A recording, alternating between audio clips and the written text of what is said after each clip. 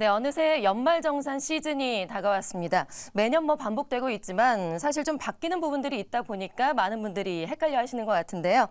올해 연말정산에 대해서 좀 자세하게 저희가 설명해 드리겠습니다. 취재기자와 함께 이야기를 나눠보죠. 조문경 기자. 네, 안녕하세요. 네, 어서 오세요.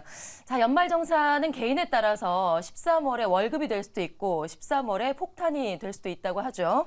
그런데 지난해 보니까 상당히 많은 직장인들이 세금을 오히려 토해냈다고 하던데요. 어떻습니까? 네, 그렇습니다. 지난해 연말정산 관련 통계를 보면 지난해 직장인 70%는 평균 77만 원을 돌려받았는데요. 반면 5명 중 1명은 평균 100만 원 이상의 세금을 더 낸 것으로 조사됐습니다. 이렇게 평균 추가 납부세액이 100만 원을 넘어선 것은 이번이 처음입니다. 네. 듣고 보니까 아직도 상당히 많은 분들이 세금을 오히려 내고 있다라는 것을 확인할 수가 있는데 조금이라도 세금을 돌려받으려면 그러면 어떻게 해야 될까요? 네, 납부하셔야 하는 세금을 줄이시려면 소득공제와 세액공제 항목을 빠짐없이 챙기셔야 하는데요. 소득공제는 소득세를 부과하는 데 있어서 기준이 되는 과세표준을 낮추는 역할을 하고 세액공제는 소득공제가 끝난 후 부과되는 총 세금에서 일정 금액을 빼주는 것을 말합니다. 쉽게 말해서 소득에서 일정 금액을 빼주는 것을 소득공제라고 하고 내야 할 세금 자체를 줄여주는 것을 세액공제라고 하는데요. 그래서 소득공제와 세액공제를 최대한 많이 받는 것이 절세 꿀팁이라고 할 수 있겠습니다. 네, 절세 꿀팁까지 설명을 해주셨는데 그렇다면 이 절세를 하기 위해서는 공제의 항목을 좀 자세하게 알아야 될 것 같아요. 올해는 어떤 부분들이 좀 바뀌었을까요? 네, 올해 많은 분들이 궁금해하실 신용카드의 소득공제 혜택이 대폭 확대됐습니다. 특히 대중교통을 많이 이용하시는 분들이라면 더욱 주목하셔야 하는데요. 올해부터 대중교통 사용액의 공제율이 40%에서 80%로 늘었습니다. 또한 문화비와 전통시장 사용액 공제율도 4월 1일 이후 지출분부터 각각 40%, 50%로 10%포인트씩 상향됐는데요.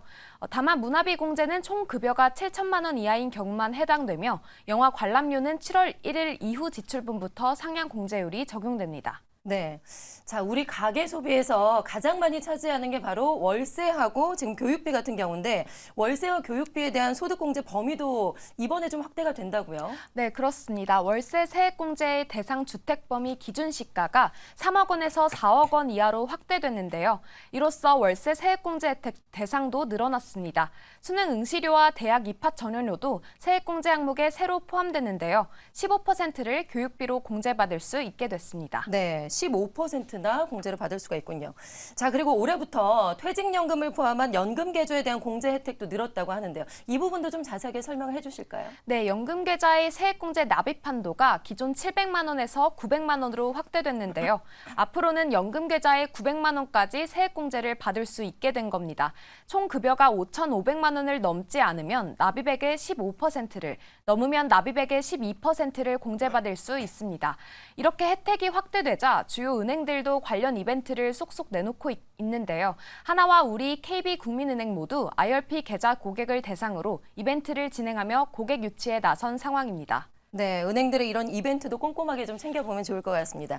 오늘 이야기를 나눈 이런 항목들만 잘 알아도 상당한 금액을 절세를 할 수가 있을 것 같은데요. 알지 못하면 지나칠 수밖에 없는 그런 공제 항목들도 있다고 하죠. 네, 중소기업이나 벤처기업에 다니고 계신 분들이라면 집중하셔야겠습니다. 올해부터 중소기업 취업자의 소득세 감면 한도가 150만 원에서 200만 원으로 높아지는데요. 또한 벤처기업 스톡옵션 행사이익에 대한 비과세 한도가 연 5천만 원에서 2억 원으로 상향됐습니다. 단 비과세 혜택은 비상장 벤처기업과 코넥스 상장 벤처기업 임직원에 한해 적용됩니다. 한편 올해부터는 자녀 세액공제 혜택 대상에 손자와 손녀도 추가돼 조부모가 공제를 받을 수 있게 됐는데요.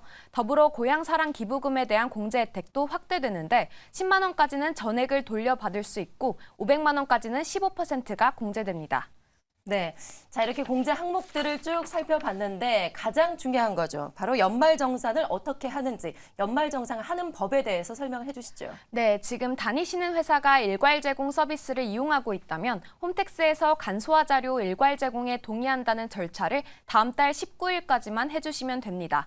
반면 이 서비스를 신청하지 않은 경우에는 다음 달 15일 개통되는 연말정산 간소화 서비스를 이용하시면 되는데요. 간소화 서비스는 공제에 필요한 증명 자료를 증명서를 조회할 수 있는데 소득 세액공제 요건은 근로자 스스로 검토하셔야 합니다. 공제 항목들을 미리 확인하고 증명 자료를 꼼꼼히 챙기셔서 회사에 제출하시면 되는데요. 제출할 자료들 빠짐없이 확인하셔서 올해 연말정산 잘 챙기시면 좋겠습니다. 자, 지금까지 이렇게 연말정산 공제 혜택과 주요 일정들에 대해서 자세하게 살펴봤습니다. 조문경 기자와 함께했습니다. 고맙습니다. 고맙습니다.